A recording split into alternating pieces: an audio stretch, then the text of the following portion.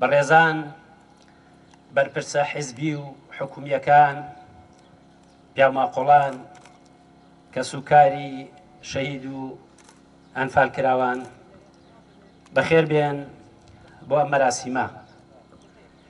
ئەوەی لێرە من مەبەستمە وەکو پێشمەرگەیەک لە شەڕەکانی ئەم سنوورە بەشداریم کردووە لەو ڕۆژانەی ئەو شتانەی کە بە چاوی خۆم بینیمە یا هەندێکی ئەوەی پێشمەرگەیەک بۆ منی گێڕاوەتەوە و لە شەڕەکانە بۆ لەم دەوروبەرە ئەمەوێ بیگێڕمەوە.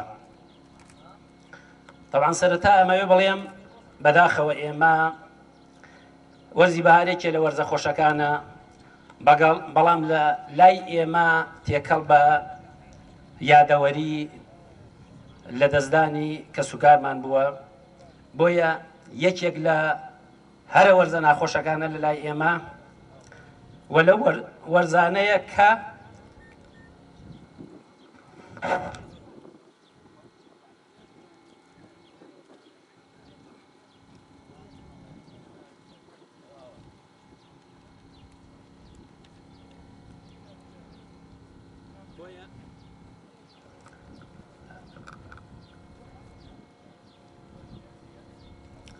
بەڕێزان ببورن.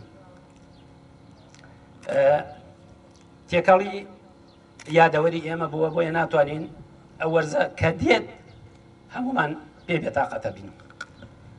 من ئەگەر بمەوێ یادەوەری پێشمەرگەیەک بگێڕمەوە لێرە، ئەبێ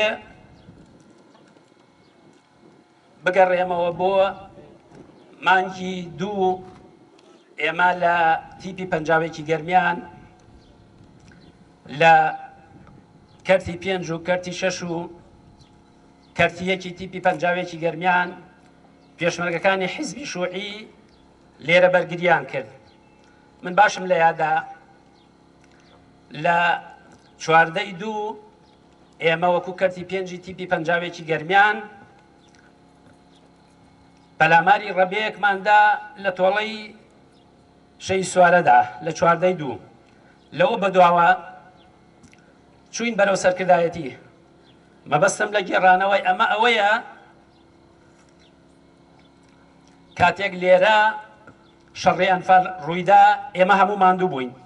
چوینە سەرکردایەتی لە 26/2 شەڕی مەنتقەی دۆڵی جافایەتی ئەوانە دەستی پێی کرد تا 19/3 ئێمە لە شەڕا بووین. دواتر پێشمەرگەکانی تیپی پەنجاوێکی گەرمیان لە کەرتی 5 و کەرتی 6 و کەرتی 1 تا گەڕاینەوە سنووری خۆمان. ئێمە ئێوارەی حوتی مانگ لە تەپە عەرەب بووین، 4 لە تەپە عەرەب بووین. یعنی تەسەور بکە پێشمەرگە چەند ماندوو بووە.